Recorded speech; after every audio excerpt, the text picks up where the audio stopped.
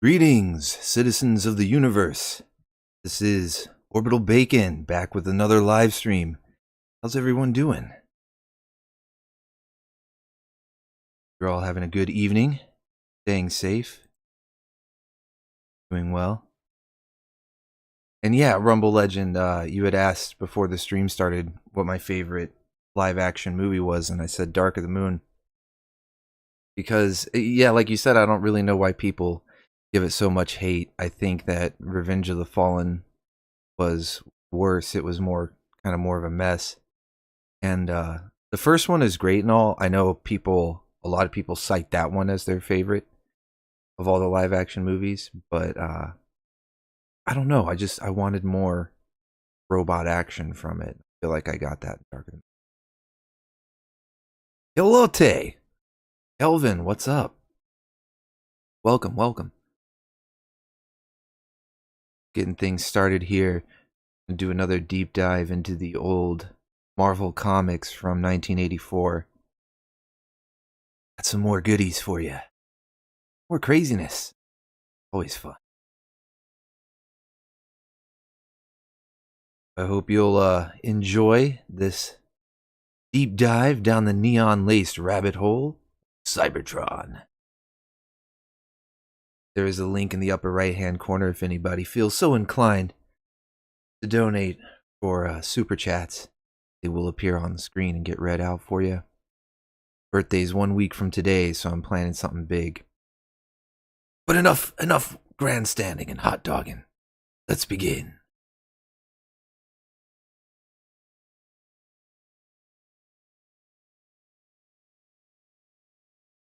There it is. All right. So the first issue that I'm going to be talking about tonight is issue number 9. It was the introduction of some of the human characters that would come to interact with the Transformers later on in the comic series. And these guys were like the equivalent to mutants, I guess, since these are Marvel comics and Marvel's known for putting out the X-Men, so as well as a lot of other characters with superpowers. So it kind of goes without saying that they would at some point come up with some superpowered humans to exist in the Transformers universe. And so that's what I'm going to be focusing on tonight mostly, is the the crazy human team known as the Neo Knights. And they first showed up, or at least the first member, I should say, showed up back in issue 9, Circuit Breaker. That's this lady right here. And of course, Starscream is reaching out to attack her. But she would later join the Neo Knights along with a few other characters, but I figure we'll go over her debut issue here just so we can kind of get an idea, and then I'll jump ahead to where the rest of the Neo Knights show up. So if anybody was worried that it was going to be craziness like Kiss players, don't worry, we're not doing that tonight. Kelvin says the sweet stuff before Kiss players. Exactly. You don't have to worry. It's not going to be too crazy. At least not in that regard. It'll still be wild, but not in the Kiss. Alright, so let's get started here. We've got Starscream in his football helmet on the cover, ready to go. Disintegrated circuits.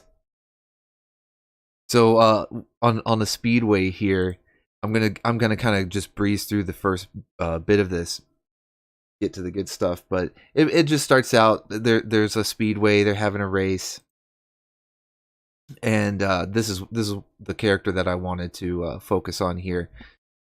So inside a hospital here in a private room, we see Josie Beller, and she was recently attacked from giant robots on BlackRock's offshore oil drilling platform. This was back in issue number 6, and it has left her paralyzed, almost completely paralyzed. Memory is almost as painful as the incident itself. So she doesn't really feel like talking to anybody about it. Looks like he's asking about the robot attack here. I haven't just been lying here doing nothing, Mr. Blackrock. I've been working on a new levitation system using the equipment you provided. Look. Oh, she's making something float, the TV float here, monitor or something. Or no, it's this little droid, this little camera droid. By making millions of computer-controlled micro-adjustment movements each second, the device can fly in a guided manner. It sustains its flight by using an electromagnetic field to propel itself from various objects. So it's basically like using magnetic force to push off everything around it and maintain levitation. So that's interesting. So she's a bit of an inventor or a scientist, and is not letting the accident slow her down much. She's still working on it, so that's good. Elsewhere, on a rock-strewn plain near Mount St. Hilary in Oregon's Cascade Range, as misplaced and assembled as any appears, the stillness of the mountain wilderness is shaken by the unlikely arrival of 15 four-wheeled examples of the technological world, the Autobots. We have this awesome art of Wheeljack transforming. You'll probably recognize some stuff from these issues, this one and the ones that I'm going to cover after it. Some of the art has been used in various infamous. You'll probably recognize some stuff coming up. How do we check out, Chief Medical Officer Ratchet? I can detect no after effects from your recent incarnation by the Decepticons, Prowl. According to my instruments, you're all in peak operating form. All achieved maximum speeds in auto mode. Your transformations went smoothly, and you're all functioned proper in robot mode. And I guess Jazz is over here playing music, living in the material world, because it's the 80s. Except for you, Jazz. You're a punk bitch. You all right? Huh? You talking to me? Yes, you're still in car mode. Is your transformation function impaired? No, everything's cool. Cool? Yeah, I just didn't want to interrupt Madonna's song here. It's just not done, you know? I forgot about your appetite for earthen ways. You like those filthy earthlings. Prowl does not approve. And now the news. We're here with millionaire industrialist G.B. Blackrock. Tell us about what is happening at your raceway, Mr. Blackrock. My weapons division has been devoting all its energy to developing an anti-robot photonic cannon. Tomorrow at 3 p.m., I'm demonstrating it, all the world to see. It'll mark the beginning of the end for those terrorizing tin cans. Nobody messes with... Click! Give it a rest! So I guess this guy is a racist against Cybertronians. That's horrible. We can't have that. So he's developing technology to fight against all Cybertronians, which we've seen stuff like this in the movies and some of the cartoons and stuff, where the humans, whether they're Autobot or not, don't really trust them just because the Decepticons have caused so much chaos. And there's collateral damage from their battles and everything. So they just want them all off Earth. So we've seen humans like this before. The Autobots enter the Ark, their damaged spacecraft buried deep within Mount St. Hilary. That guy should have his cranial module examined. He thinks all us Transformers are like. As if we're bad as the Decepticons. Yeah, that's right. Like I said, he's racist against the Cybertronians. He thinks you all look alike, Jazz. Kick his ass. Of course, Prowl is sympathizing. It's understandable, Jazz. All Blackrock knows is some giant robot stole his fuel extraction. Machine assembly facilities. He has no idea the Decepticons are solely responsible for those evil deeds. Maybe he needs someone to educate him, like me. That's right, Jazz. You tell him. Catch up with the chat here real quick. Just some 80s funk. That's right. We're all living in a material world, right? Game over, Optimus Prime. We covered that one last time. The Bug, welcome. BlackRock's just Tony Stark, but robo-racist. Exactly, B. Exactly. So, here you see the headless body of Optimus Prime, because that is the priority. As you see, Ratchet says, "Let's stick to priorities, and rescuing the head of our leader, Optimus Prime, and returning it to his body is our foremost priority." As you would think, Optimus is no good to anyone without a head. So I like how they just have his body stood here on display as like a reminder to everyone that this is what you should be working on, is getting his head back. Where his head is, I don't know. I'm sure we'll find out. Here we have another stellar transformation of Wheeljack. Notice the transformations of Wheeljack have been a focus in this issue. We saw him mid-transformation earlier. Now he's getting a little spotlight transitional panel right here. Wait, I like doing Wheeljack's voice. Let's read what he has to say. "I only wish I knew what I gave you permission for." "Don't worry, boss. If Jazz doesn't know, Wheeljack will be happy to improvise. It's my speciality. Let's roll out, Jazz." I mean, now's your time to say it, Wheeljack. Optimus's head is missing, so get those rollouts in while you can. Because once Prime gets his head back, you're not going to be allowed to say that. "By the way, how do you intend to get the fuel?" "Wheeljack, in the free enterprise system, it's possible to get anything." What does that mean? "Wheeljack, you dummy, we're gonna sell drugs to get it." Elsewhere at BlackRock Aerospace Planet number 1. Plant number 1, not planet. Aerospace Plant number 1. Oh, here we see Shockwave. Shockwave had a much larger role in the Marvel comics. Like in the cartoon, he was left back on Cybertron and just sort of bothered Megatron from time to time. He didn't do too much unless they were sending troops or supplies back and forth from Cybertron to Earth using the space bridge. Shockwave didn't have too much to do. Every now and then they'd go back and have an adventure on Cybertron, and Shockwave would defend the Decepticon base. But in the Marvel comics, in these comics here, the early comics, he was much more prominent and was sort of at odds with Megatron. He didn't. I feel like he didn't like the job Megatron was doing. It wasn't good enough for Cybertron, so he was sort of taking matters into his own hands. "The news is not good. The Autobots apparently have been freed and regained control of the Ark. All because of the incompetence of that fool Megatron. And he's disappeared. You should have destroyed him." Oh, I'm sorry. Is this... Oh, this is Starscream. I'm reading it as Shockwave. This is Starscream. It's hard to tell with how jumbled up these speech bubbles are. Let me start over in the right voice. "The news is not good. The news is not good."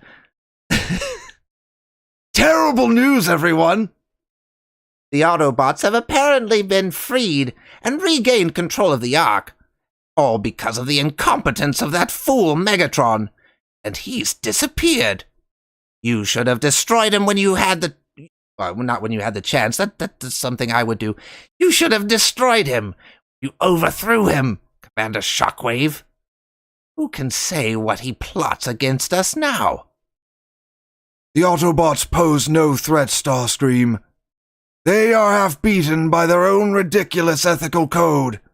They refuse to exploit this primitive planet's resources, and as for Megatron, his returning to confront and be defeated by me again defies all logic." "Commander Shockwave, I heard that human BlackRock threatening us on the radio. He has an anti-bot weapon. Well, Frenzy doesn't take that kind of talk from anybody." I'll show him. I'll ram this entire jet down his vocal module piece by piece. See, that's what he gets. What he gets for being a robo-racist. See, do you see it? This is how it upsets people. How it upsets the Autobots and Decepticons alike. Jazz isn't happy, and Frenzy in the comics is blue. I'm sure that's going to upset some people. That Frenzy is blue in the comics. Regardless, he's gonna break a jet apart and ram it down this guy's throat piece by piece. So this should be fun. Chaos Storm, welcome. Welcome. Double Dealer, what's up? Glad you could make it. Glad you could make it. Yeah, with the all-white body, which I'm assuming, Chaos Storm, that he has that since he's currently missing his head, so it's kind of like how he went all gray when he died in the movie. So I'm assuming that since his head is detached, all the color, or most of it anyways, because the blue is still there, but like all the red is gone. And so yeah, he looks a lot like the body that's inside the Ultra Magnus armor, or that gets the Ultra Magnus armor around it. Frenzy, getting tongue-tied here. Threats from humans are not worthy of our slightest notice. My plans make no allowance for your ill-conceived whims. Well, I'm mad and I'm gonna smash something. Someone's gonna pay. Oh, wow. So he calls in Buzzsaw to calm him down. Next time you are insubordinate, Buzzsaw will aim lower. For your dick. Yes, Commander Shockwave. See, that's how you keep troops in line. Shockwave's not playing around. Mess with Shockwave, lose your nuts. A bit of mayhem on the humans might boost morale. We've been inactive for far too long. Destroying a mere human weapon poses no danger. That is, unless I steal it and destroy it for you, Shockwave. Or not for you, but use it to... I don't know why I can't read today. That is, unless I steal it and use it to destroy you, Shockwave. So it doesn't really matter who's in charge, Megatron, Shockwave. Just don't trust Starscream. What you say is logical. Accompany Frenzy and destroy the weapon, Starscream. As you command. I have other matters to attend to. And here we see the other matters he attends to. Here we see the location of Optimus Prime's head. Shockwave has it.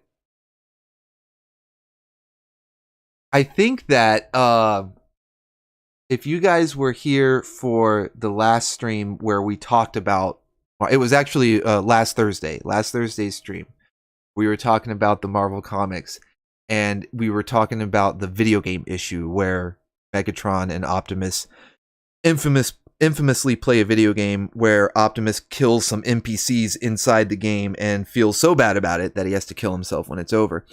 Well, they mention at the beginning of that issue was talking about a bug that had been implanted in Optimus's brain, and it was like, oh, okay, I guess that had happened sometimes before. Maybe this is it. Maybe this is it. I see the next generation of Decepticons is thriving. You must take great pleasure in their continued health, do you not, Optimus Prime? I take no pleasure in anything about the Decepticons, except knowing their evil shall ultimately be destroyed. But consider, upon my finger rests a brain module. It contains all the circuitry and programming necessary for a new life. It awaits only the completion of the assembly of its body casing to make it whole. And you created this new life with your own creation matrix. It would be logical for such an event to bring you joy.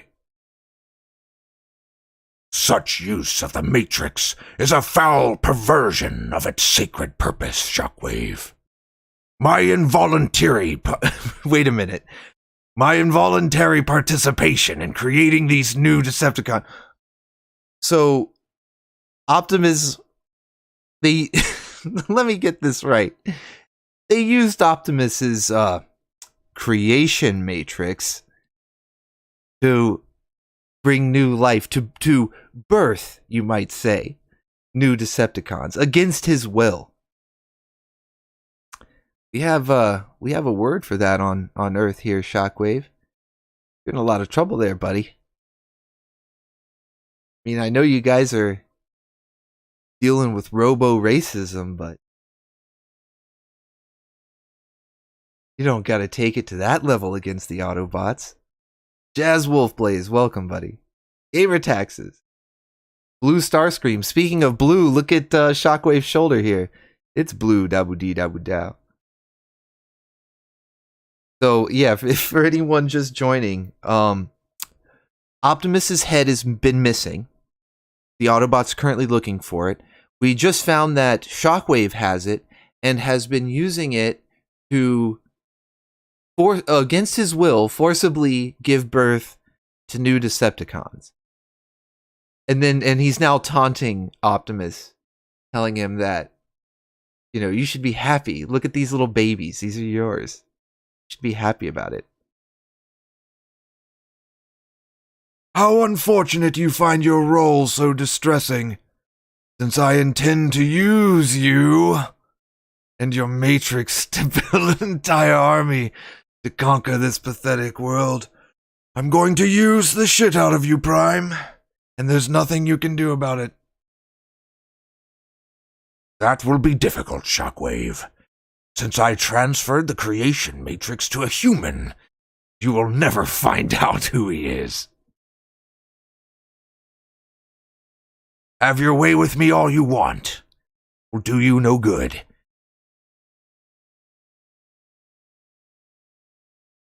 This is Shockwave's truly evil. Truly evil. If guy. So are we sure that the attachment on his gun is a gun? Exactly. You've been fooled all along. I need to move that alert box down a little bit so that we can see top of it. But yeah, that's a good point. Look at that thing. Oddly suspicious. Oddly phallic. Meanwhile, at Sparkplug Witwiki's auto repair shop,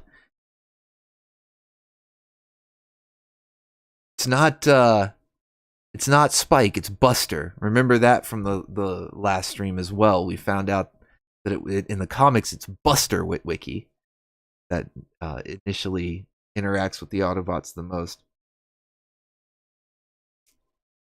Although he's no Ethan Zachary from the video game issue. He's no Ethan Zachary. Alright, so it's he's having some sort of brain attack, mental attack. It's happening again. Those engine parts levitating. So I wasn't dreaming last time, but how? How? Wait, it's all clear. Structure, the way it works, everything. It's all so simple. Simple as breathing. How could I have been so blind? With a single thought, Buster repairs the engine, but how he does this, he doesn't know. Not yet. So we're starting to see some humans, like we saw that Josie Beller, the woman in the hospital, who the cover is kind of already spoiled, is going to become a circuit breaker. But we've already seen that she's very smart and is able to make machines levitate. And then Buster Witwicky here is having some sort of outbreak of mental powers. It looks like telekinesis, as he's able to make the machine parts not only levitate, but he can see how everything goes together. So it may be something beyond simple telekinesis. So let's continue on here. BlackRock is working late. He's about to get a visitor. This is at the headquarters. Meanwhile, back at the headquarters, you see someone just zapping things. A lot of electronics getting zapped here. They're on the fritz, as the guard says. And, you know, if we pay attention here, minus the superpowers, I guess, because, you know, she's walking in, she's got this long trench coat on, all done up, you know, closed up, hat covering her face. Using superpowers to zap the cameras is very comic book style, but I'm also being reminded of something else. No matter what we do, chat, I'm realizing that no matter what happens, chat, we always end up back to Kiss players. Or at least in that vein of, of perviness. I remember the last time it wasn't supposed to go this way either, but it did. But yeah, we've got a woman walking in with a long trench coat, completely tied up. And once she gets to her destination, this rich businessman who's working late, he stayed behind late at night, and he's the only one left, except for the guard. The guard's confused. All the cameras are on the fritz. So she walks in and disrobes immediately. Seen enough hentai to know where this is going. Hello, Mr. Blackrock. Josie! My word! Ah, but Swerve! It's not. It's not a hentai. It's not that kind of manga. This was not made in Japan. She's simply revealing her new cybernetic form. I prefer to be called Circuit Breaker now, Mr. Blackrock. It is a cool design. I'll give it that. Like, all jokes aside, I think this is pretty cool because it basically looks like a circuit board on her skin. You know, like if you've ever seen like a motherboard or a circuit board, it's usually like a greenish color, and you can see all the wires and circuits and stuff that are molded onto it. And so it's kind of like that's been done to her skin. So it's a pretty cool design. Pretty cool. And Circuit Breaker, that's cool. I'll give it to Marvel. I've come back to work for you. I want to help you destroy those robots, all of them. But how are you here? I saw you this morning. You were still paralyzed. I still am. I'll show you. Press this on my left shoulder. Oh, and now it's the circuitry. So it's kind of like how the classic Iron Man suit basically kept him alive and mobile. He was borderline paralyzed. I believe Tony Stark was mostly paralyzed, at least for a time. Obviously now, especially in the MCU, it's just, you know, the arc reactor in his chest, and it just keeps the shrapnel from going to his heart, and otherwise he's fine. And the Iron Man suit is more just a power boost. But for a while, the Iron Man suit for Tony Stark was pretty much everything. It wasn't just what kept the shrapnel from his heart. It's what kept him alive. Like, he was paralyzed without it. I think he mentions it in like the 90s Spider-Man cartoon. But this is sort of a borrowing from that. I don't know which came first as far as when they started doing that in the comics as opposed to Circuit Breaker here. But I would imagine that they probably got inspired from Iron Man to say, oh, hey, she's wearing this suit that sort of keeps her mobile. It's unraveling. This metal tape is coming off of your whole arm. It's not just tape. It's circuitry, see? Without it, my arm is just as lifeless as it was this morning. Can't move it at all. I designed this outfit to duplicate the functions of my nervous system. As long as I'm wearing it, I can do anything I was able to do before, and more. I can access computer files, no matter how well protected, read them, reprogram them, just a thought if I would. I can even disrupt their operation. Also, just like that device you saw earlier, I can fly by electromagnetizing my body and repelling myself from nearby iron-bearing objects. My flight is determined by thousands of computer-controlled adjustments per second in my movement. So that was a nice setup here that we saw earlier in the comic, where she was distracting herself from the stress of the accident and all the stuff that she had just gone through by still working on the levitation device for the machine, and now she's using it in her costume here to give herself flight abilities. And then, of course, hence the name Circuit Breaker, with the powers here that she's able to disrupt computer operations, mess with their files and stuff like that. And she even has the ability to destroy action figures. And using the energy supplied by the atomic-powered micro batteries incorporated into my circuitry, I can do this! Circuit Breaker, no! That was a priceless collectible! That was MP10. He's hard to come by now. That was a fraction of the collectibles I can destroy. Don't let me near your DTOF cases. He shook. So she leaves.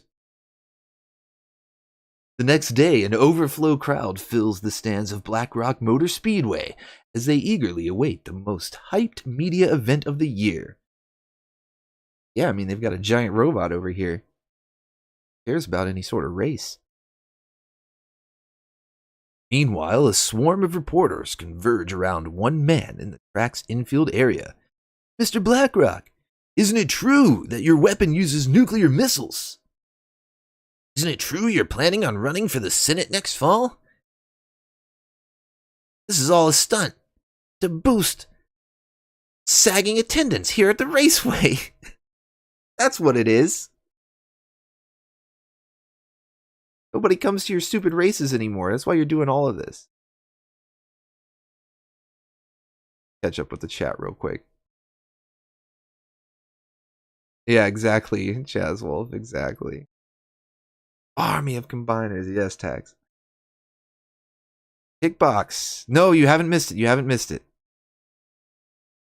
Still on the first issue that I'm covering so far. No Kiss players. Don't worry, Kickbox. We're good, buddy.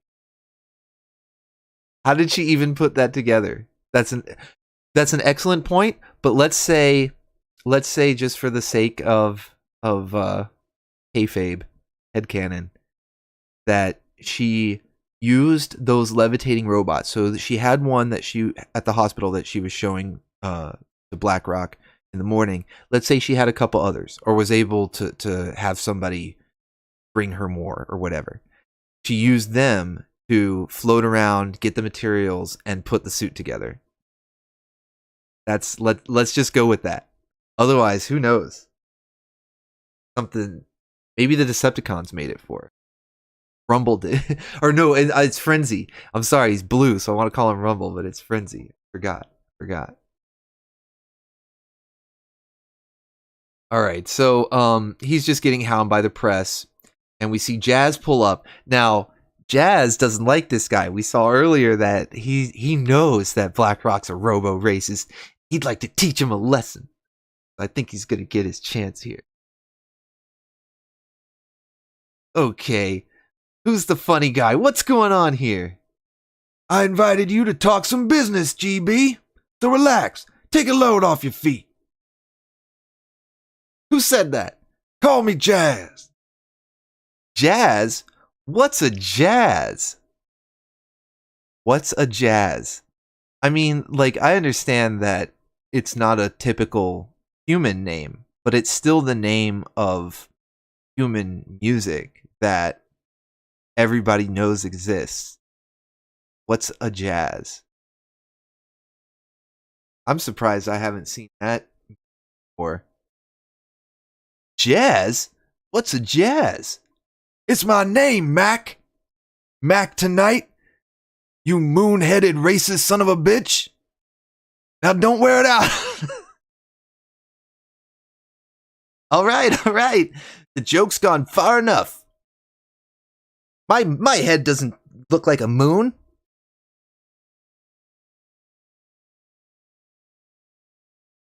So whoever's running this car by remote control better stop it. Hey, I run myself. Nobody's pulling on my strings. You haven't even heard my offer yet. You're a businessman, GB. You should understand these things. I think Jazz is about to hold this guy up for money. Because didn't they need fuel or something earlier, and he was telling Wheeljack like, oh, I know how to get it on the open market. He's just gonna tell this guy better give him some money or he's gonna beat the shit out of him. Hey, chill out. That's no way to talk to your future partner. Now let me give you the big picture. I have a proposition to make on behalf of the Autobots. I'm the business agent. Autobots? You'd call us robots, except you're the ones pocketing our plants. Those guys are Decepticons. So I guess he's oh, so we're not the ones. I'm sorry. Except we're not the ones pocketing your plants. So he's trying to explain to him that the Decepticons are the bad ones. Yeah, real bad dudes. We're not into their scene. We're trying to stop them. But to do it, we need fuel. Fuel? What's a fuel? Is there an echo in here? How dumb are you? Are you high? I think he look at his eyes. Dude, Jazz, I think you got the wrong guy. This was a stand-in. See, BlackRock, he might have outsmarted you. He's got a dummy, a stand-in. He knew he's gonna get kidnapped. Either that or he's gone, man. He's wasted. What's a fuel?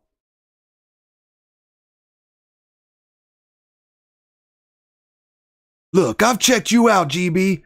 You have refineries and gas stations all over the world. What we need would be a drop in the bucket for a guy who's virtually swimming in it like you. And in return, we'll give you protection. Keep the Decepticons away from your door. Return your plants. You fill in the blank. This is like a mafia racket. It'd be a shame if your business got smashed up. But you pay us, you give us some fuel, we'll keep you safe. Keep the lights on. Dude, Jazz is just like, that's how the mafia works. I didn't know Jazz was in the mafia. Learning something new here. This is awesome. Deal? What's a deal? This guy's so stupid. I give you my word as an Autobot, as the business agent, the official business agent of the Autobot Mafia. You have my word. We Autobots are strictly on the up and up. That's why I'm holding you up like the Mafia, because we're the good guys. That's why the cops are chasing us right now. You understand? You understand? We're the good guys.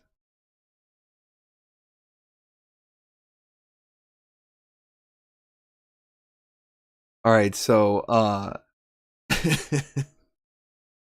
Jazz is trying to get his message across, and it doesn't seem to be going too well. We see BlackRock here just freaking out. No, you planned to kill me all along. So yeah, he's freaking out. The message isn't really getting across. And of course, Jazz is still pressing the Mafia deal. Kill you? But you haven't signed on the dotted line. I'll sign it in blood if I have to, you squishy little human. You better get your act together.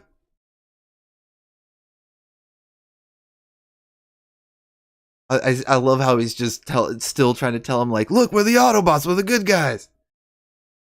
The Decepticons would have shot you by now. At least, or at the very least, broken a kneecap. If I were a Decepticon, I would have let you bounce me a couple of times before scraping off the ground.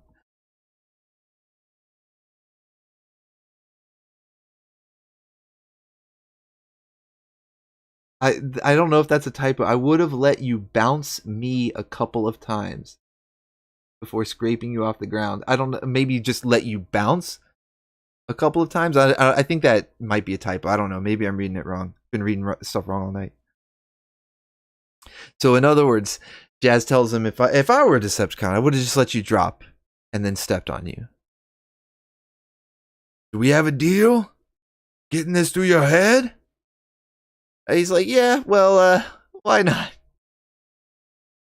And then the handshake that turns his hand blue. And that's not that you might think that's like, oh, it's an old comic or that's an art error, an ink. It's because no, he's crushing his hand. The circulation has been cut off. It's supposed to be blue. After this, BlackRock would go back and have to get his hand replaced. Circuit Breaker had to build him a new hand. He's like Luke Skywalker now. Shortly in the skies above the raceway, looks like Starscream is heading to mess things up. But we get the unveiling of this super weapon, the anti-robot robo-racist gun, the robo-racist beam.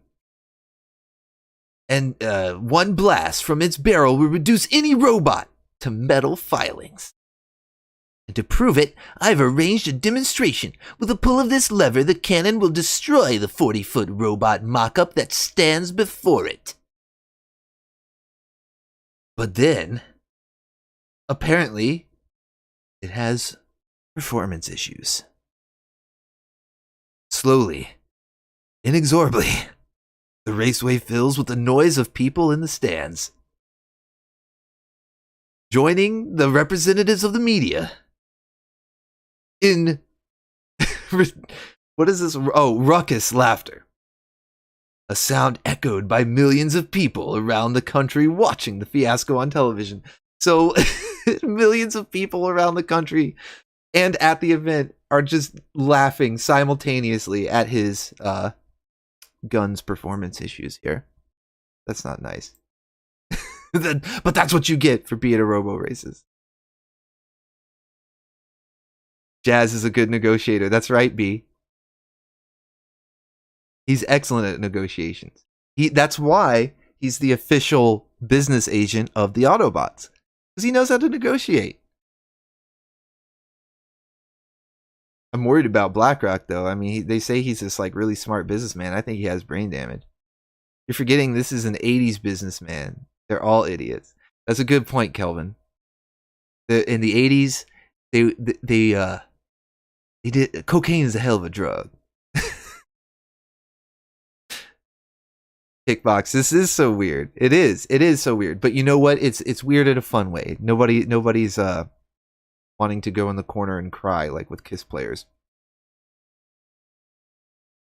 Hello, Mr. BlackRock. Josie, you did this to me. You sabotaged the cannon. A matter of electrical interference, particularly simple after I programmed the cannon's design specs into myself at your office. Now you have no choice but to say I am the real secret weapon you intended to use all along. She's right. I'm trapped, but I can't let her. Oh, now he gets it. Surprised he's not like, what's a secret weapon? Luckily, Starscream's here to excite things. Do not resist, humans. Submit to the will of Starscream. Or else, fall before the sonic fury of frenzy. I keep wanting to call him Rumble. Oh no. So we got some action. Some action ensues. Robot fights. Wouldn't it be lucky if they had a giant gun that could kill robots right now? But let's see what Circuit Breaker can do. Another robot. You will be the first to feel the searing sting of Circuit Breaker. Not Jazz. Not our sweet, gentle Jazz. Hey, be cool, lady. That's my rifle you're disrupting. Yeah, he wasn't even messing with you. Unfortunately for you, Jazz, my cluster bombs are in proper order. Oh, I think, that must have been Starscream. Fortunately for you, Jazz, my cluster bombs are in proper working order. Josie, please leave him alone. He's on our side. I just made a deal with him, and I just learned what a deal is.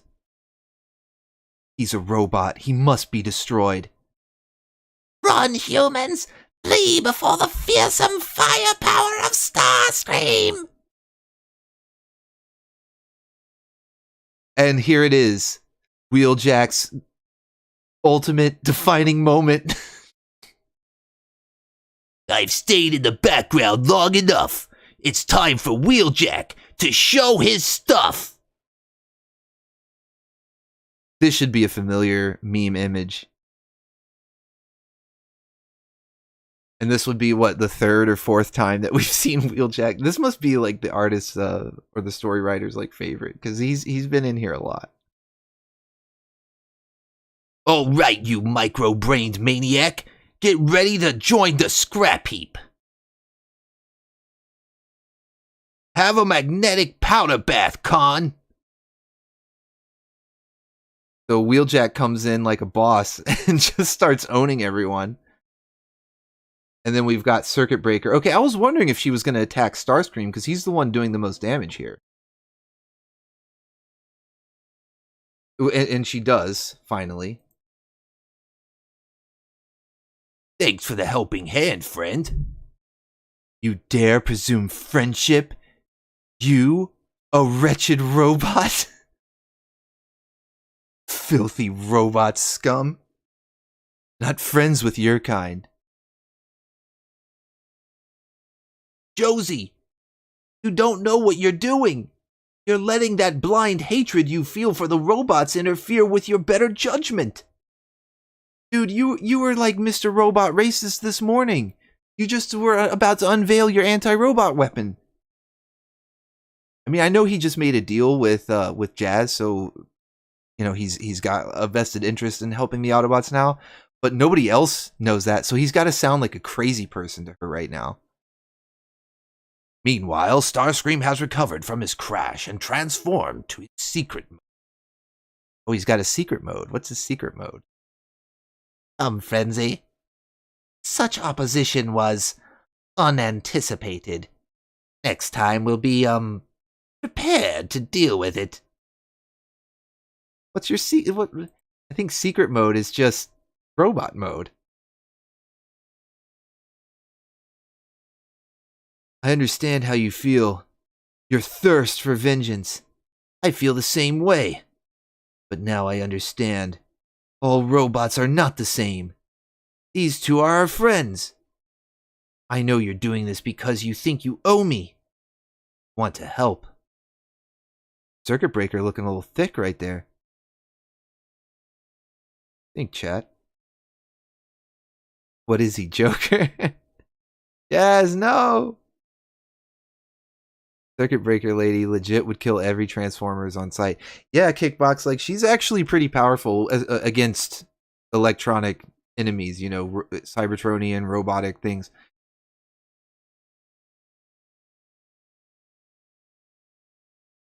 But it's I who owe you.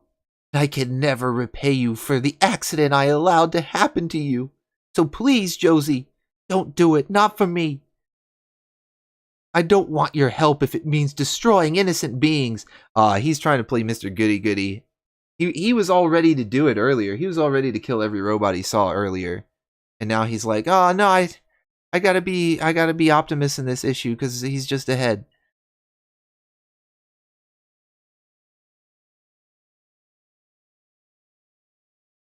We're even, Mr. Blackrock.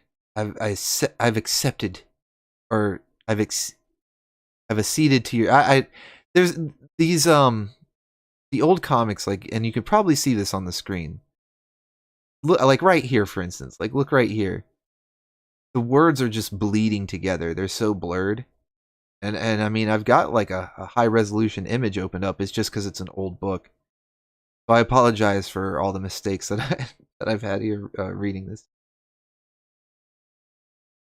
Plus, I'm a little distracted. Circuit Breaker's kind of thick. Might be simping for Circuit Breaker.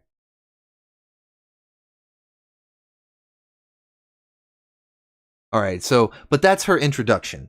That's what that's the that wraps up this issue, and the main reason that I wanted to go over this issue was just to introduce Circuit Breaker, and we also get teased that Buster has some sort of telekinetic powers.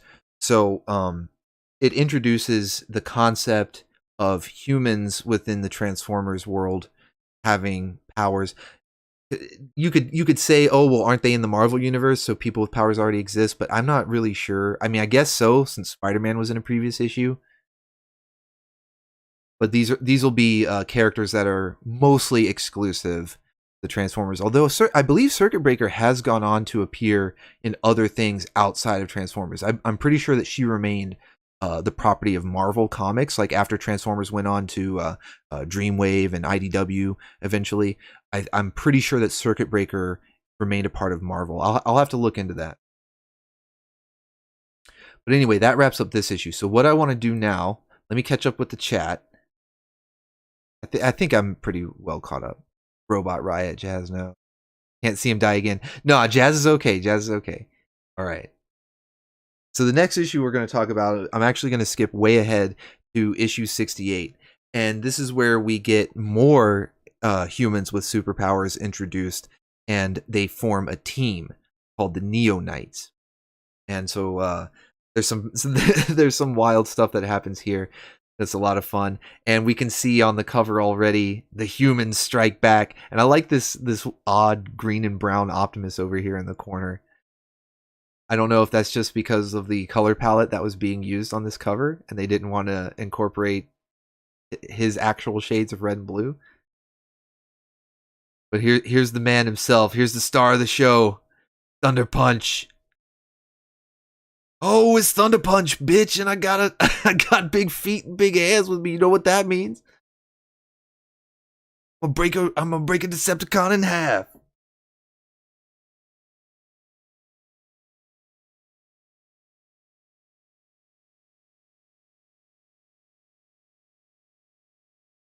All right, so let's get started with this issue. Washington, D.C., the corporate headquarters of BlackRock Industries. So we're back with familiar faces. That's another reason why I wanted to start with that issue that we just went over. So now we know who Mr. BlackRock is. We know who Josie or Circuit Breaker is. And then we're going to get introduced to characters. This footage was shot yesterday at an oil refinery in Louisiana. Seems a news crew had been tracking these Decepticons since they attacked MacDill Air Force Base a month or so ago, following their trail of apparently random destruction across the southern states. But forget the Transformers for the moment. It's not them we're after. No. This is our target. This man here. Looks like the Human Torch. He's taken down this generic looking Cybertronian. I don't know who that's supposed to be, but he's got some sort of chest beam here. But that looks like it could be the Human Torch. The Human Factor. Well, that's who it is. It's the Human Factor. No, that's just the name of the of this issue. Apologies for the lack of soundtrack. Yeah, I've got to make the same apology. I don't have any music going on in the background. I'll try to fill in as we go along. I'm sure you get the basic idea. A group of Decepticons calling themselves the Air Strike Patrol hit the refinery, maybe to steal fuel, maybe just to trash the place. We'll never know. Anyway, they run into our Mr. X, a worker there, who objects. Scratch one Decepticon. The second Decepticon, Stormcloud, I think he says his name is, explains colorfully what he is going to do to Mr. X for acing his pal. Oh, okay, I see how that... So the second Decepticon, Stormcloud, I think he says his name is, explains colorfully what he's going to do to Mr. X, acing his pal. Panicked, terrified, he reacts to this threat blindly, without thought. A gesture, and the Decepticon is nearly slagged by a column of molten rock forced up from deep underground. And when Decepticon number 3 goes down, the one called Whisper, none too pleased. But he's smart, this one. Where the others simply couldn't believe a mere human could harm them, he knows he's got a fight on his hands. So he does what Decepticons do best. He plays dirty. Either Mr. X surrenders, or he drops a fuel tanker on some fellow workers. Now it's Mr. X's turn to get mad. He's shouting, saying all his life he's been threatened, intimidated, and that he won't give in to terror tactics anymore. So suddenly, there are clouds, big black stormbringers. Air gets charged, energy crackling around him. Then whammo, Louisiana fried Decepticon. So this guy, like, it's not quite Human Torch. Obviously, it's not Human Torch, but it's not even like flame powers. Before it sounded like he was summoning up lava from the ground, and now it's like he's bringing in storm clouds. This guy actually seems pretty powerful. Which is fine, except we still have one full fuel tanker, and a whole spitload of sparks. Kablooey!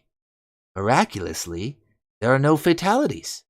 But Mr. X's expression speaks volumes. It certainly does. Look at this face. He knows he's messed up. He's endangered the people he sought to protect. Computer, freeze that image. I'm going to use it to make memes. I need that face for emojis. I guess this isn't the first time he's felt that way. Okay, firstly, the bad guys in this film are Decepticons. What is this, a pop quiz? As opposed to the Autobots, who are the good guys, eh, teacher? Can we go now? We know all this, Blackrock. We've been over it 100 times. Look, we both appreciate what you did for us, but I still don't see what this has got to do with us. The Autobots are the good guys, and let them handle it. Remember calm. Remember self-control. Dude, he's about to lose it. It has a great deal to do with you, Katrina. Oh, I thought that was Circuit Breaker. That's not. He has like the same haircut and everything. First off, it's very important. We are to successfully replace the defunct Rat, which is a Rapid Anti-Robot Assault Team. Terrible name. We recognize the difference between Decepticon and Autobot. Rat never made the distinction between friend and foe, and ended up helping the Decepticons by hampering the Autobots. When the Security Council grudgingly conceded that fact, Rat was scrapped. Still not our business. Yes, it is. It's easy to say it's not my problem. This apathy about the fate of our planet seems to afflict most of mankind these days. Easy, GB. Remember the old ticker? And this guy's a lot like Tony Stark in more ways. He's like a businessman, you know, making inventions and stuff. He kind of looks like him, at least in the comics. And now he's got a bum heart. But look, we're still freeze framed on this guy's face. Got it. We must know more about this man. He's even printing it out. This is our top priority. This is the target. I'm gonna study this. I have memes to make. Get the hell out of here. Oh, his face is everywhere. He made it into like a poster. This is the new face of the company. Why the costumes? Did you never read a comic as a kid? It's the done thing if you're going to be heroes. He's giving them costumes because that's what's done. You have to look the part. As this guy's face just looms in the background.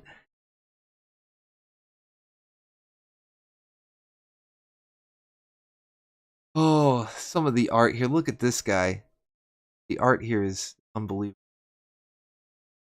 Welcome back, Jaden. Stormcloud actually appeared in separate toy lines. Once in Transformers Universe as a recolor of Powerglide. Energon as a limb for Bruticus Maximus. Oh, that's very interesting. I like when they reuse characters like that. They just kind of show up in random ways. Thunder Punch looks like Juggernaut. Yeah, exactly. That's why I was saying, oh, it's Thunder Punch. I'm gonna break some Decepticons in half. Ha! Look at them cringe and cower. Pathetic puddles of flesh. Humans. What a wholly forgettable form of life. They're irrelevant. Look, they're so cringe.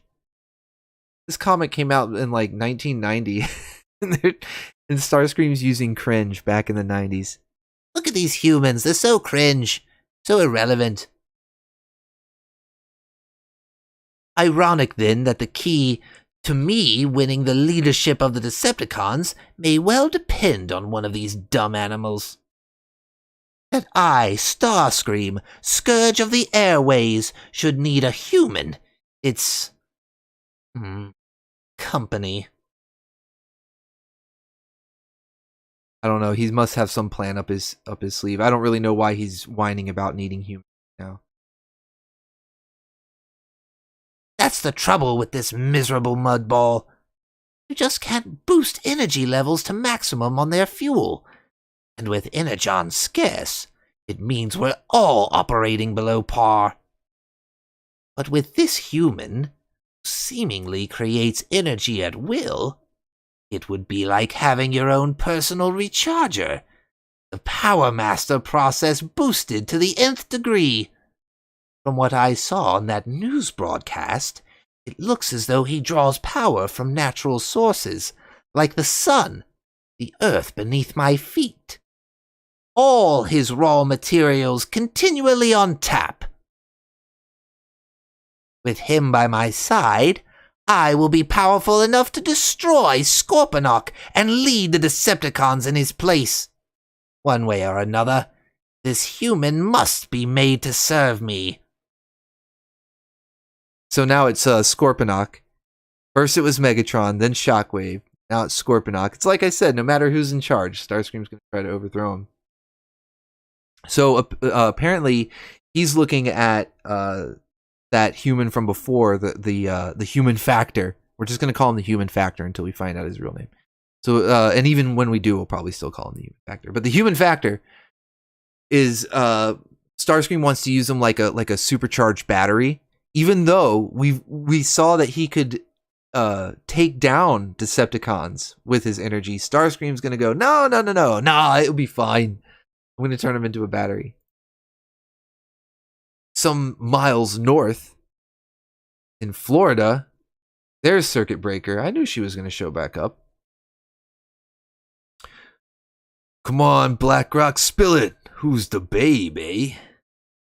The babe, as you so crudely put it, you toxic male, is Josie Beller, computer expert and one-time employee of mine. I simp for her hard, so don't even try. I'm her .. Twitch subscriber and donator, so don't even bother, buddy. He's just like, tell me more, ... Everybody's simping for Circuit Breaker. I mean, she's pretty thick. Circuit Breaker do be thick, though. And then he starts giving, like, the full backstory. And he's like, that's not what I wanted to know. I don't care about her backstory. Look, he even says, well, she's got real nice curves. I just wondered if she liked to party, know what I mean? Yeah, what a Chad. Thunder Punch. The ultimate Chad. This guy's like, no, you gotta treat her like a queen. You can't talk about her like that. And look, this chick over here who's not getting any attention. Sexist redneck pig. You need shifting out of the dark ages, like with dynamite. Ha, you're just uptight because even in that get-up, you're no looker. I called it. She's not getting any attention, so she's pissed off. Why, you arrogant son of a... Shut up, Super Karen. Alright, so we've got Super Karen over here. I don't even care what the Neo Knight's real names are. Other than Circuit Breaker, we'll use her real name, because she's actually pretty cool and she's thick. We'll use Thunder Punch because that name's awesome and he's a Chad. But we've got Super Karen and the Human Factor. And Professor Simp is their like mentor character, you know, the guy who like runs things behind the scenes and sends them out on their missions. Professor Simp calling the Neo Knights, the Neo White Knights. Enough! You two may enjoy baiting each other, but it gives me a pain. I'm trying to watch Circuit Breaker's Twitch stream and find out what the link to her OnlyFans is. Can't think with you guys bickering. Dude, look at Thunder Punch. Okay, I'm pretty sure. I don't want to spoil it. We'll get there. We'll get to Thunder Punch's powers soon. Soon enough. Soon enough.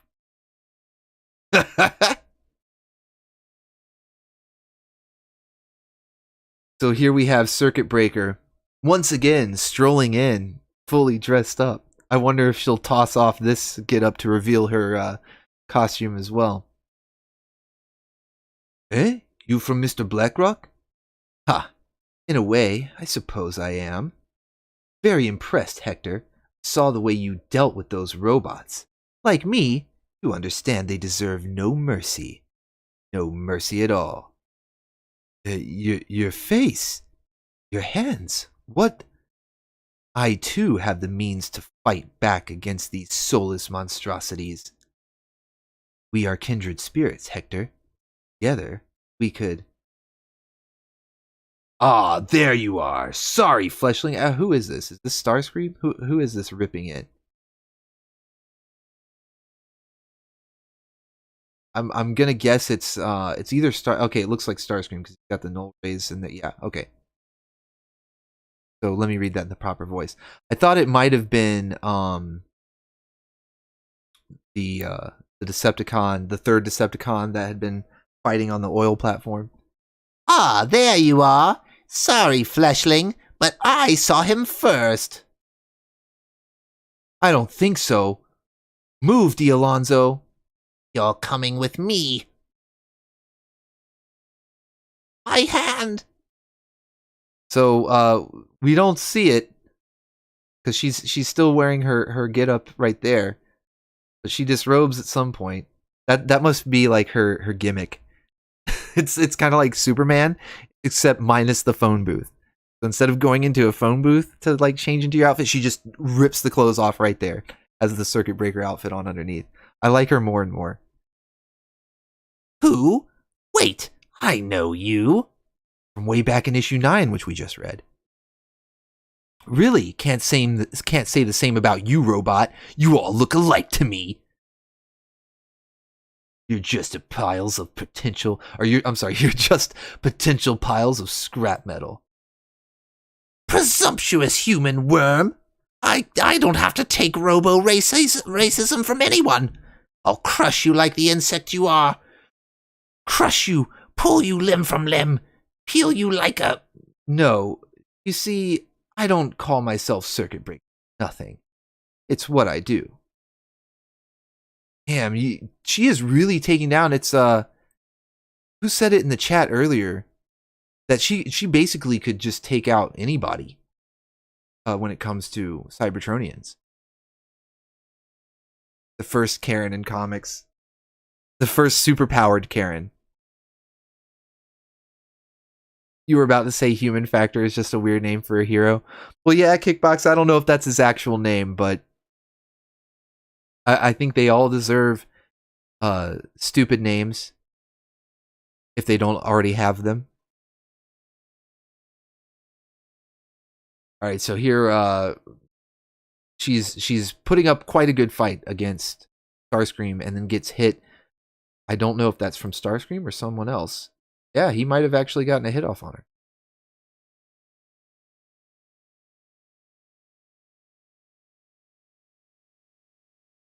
The outside interference is a little bigger than I thought it might be. Oh, sorry, I'm not reading that in Professor Simp. Okay, the outside interference is a little bigger than I thought it might be, but that changes nothing. We do this by the numbers, exactly the way we practiced. Step out of line, disobey my orders, and it's over. Finished. Rapture. Or it's over. Finished. Rapture. Go. Rapture? Okay, so that's Super Karen. She's still gonna be super. Okay, so Super Karen, go! I dislike your tone, Blackrock. I've had more than my fill of this life of men telling me what I can or can't do. Good lord. Get out of here, Super. Go. Get out of the helicopter, Super Karen. I'm not an object. A tool to be used as you see fit. Thunder Punch. Look at Thunder Punch. He's just looking at her like, you know what, Super Karen? Nobody's looking at you like an object. You wish. Shut up and get out of the helicopter. Shut up and go fight your robot.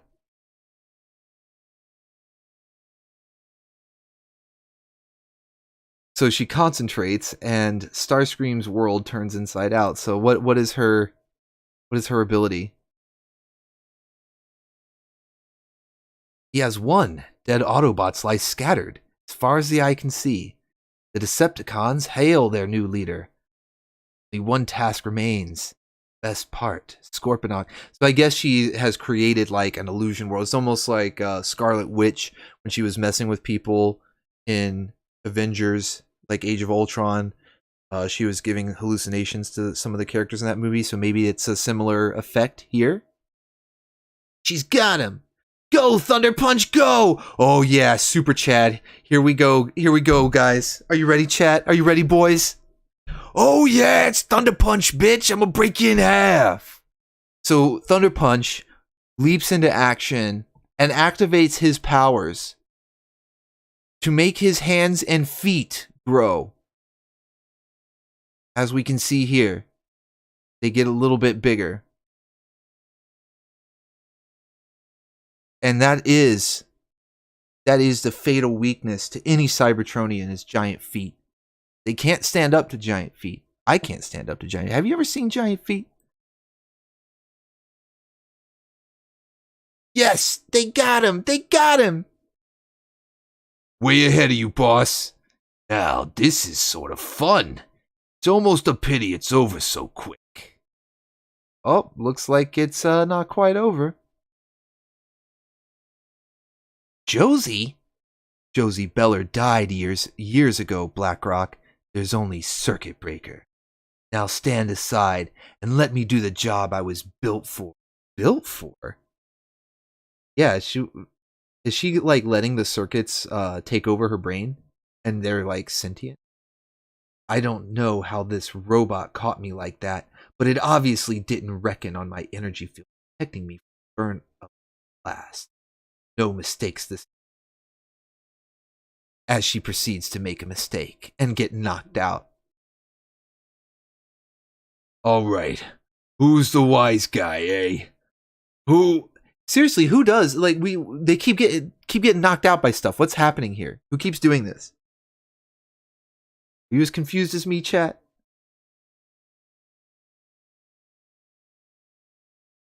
Is it Hector?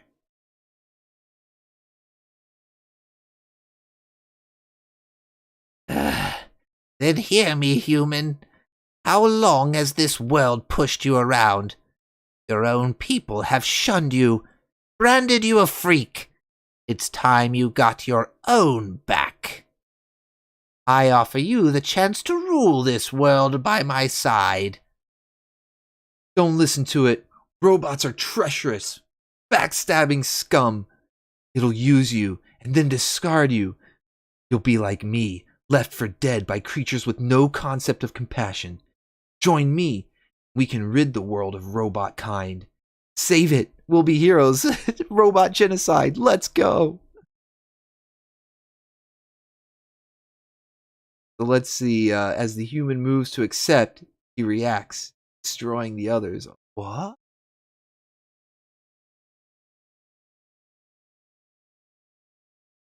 The human is his. He has won. And I knew by this box that it was more of Super Karen's mind tricks. Thunder Punch hits him with his mighty feet. Thunder punch with the mighty feet. It's the dumbest power ever. The dumbest and also greatest. Daddy, yeah, Daddy Thunder Punch. He's a Chad.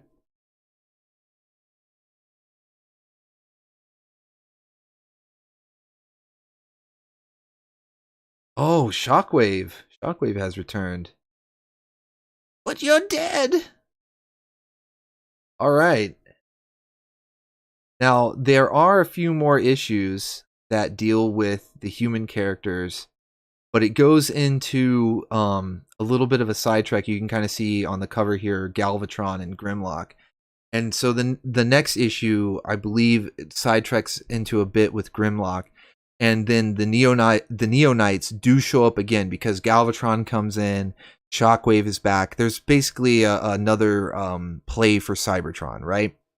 And Earth's resources and stuff. You know, it's another big power play. And the Neonites, who were pretty much just formed at the end of this issue. So we see that Circuit Breaker takes Thunder Punch and Super Karen and the Human Factor, and they all go and form the Neonites because they're all well, Circuit Breaker and the Human Factor don't like robots at all, like of any kind.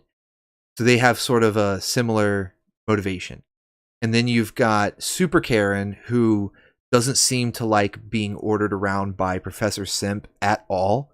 So she's like, yeah, a woman's going to be in charge? Because, you know, Circuit Breaker is going to lead the Neonites. So Super Karen's like, what? A woman's going to be in charge? Hell yeah, I'm coming with you. And then Thunder Punch, he's just like, finally, this super thick Circuit Breaker, live and in person. I'm going this way. While Professor Simp is like, I guess I'll just catch the next Twitch stream. So there's a little bit more to cover with the Neonites, but this was their introduction, I think, was the most fun. Just the setup and Super Karen, you know, hating her job and everything, was a lot of fun. So I'm gonna go ahead and wrap it up there with these two issues. And what we'll do next week is, well, let's see, next Thursday is actually my birthday. So I'm going to do a special stream next Thursday. Probably won't really be covering the comics. We'll probably be playing games and stuff. Like I'll have Jackbox and some stuff, and we'll have some fun. We'll do like a party stream next Thursday. But the next time that I cover the Marvel comics, we'll probably wrap up the Neonites and then launch into our next era, which, you know, will kind of be leaving the original Marvel run of the comics from '84 and going into the UK stuff, because there was a separate line. It was still from Marvel, but they had separate writers and stuff that would go on and tell stories released in comics in the UK, and they got pretty wild as well in there. So join me next time when we cover the Marvel UK comics and a little bit more of the Neonites. I hope you guys had fun.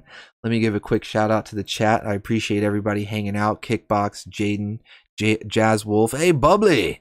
Bit of the bubbly. Thank you, Biff, for the donation earlier. Chaos Storm, Kelvin. It's a fun time as always. So take care of yourselves, guys. And until next time, this is Orbital Bacon signing off.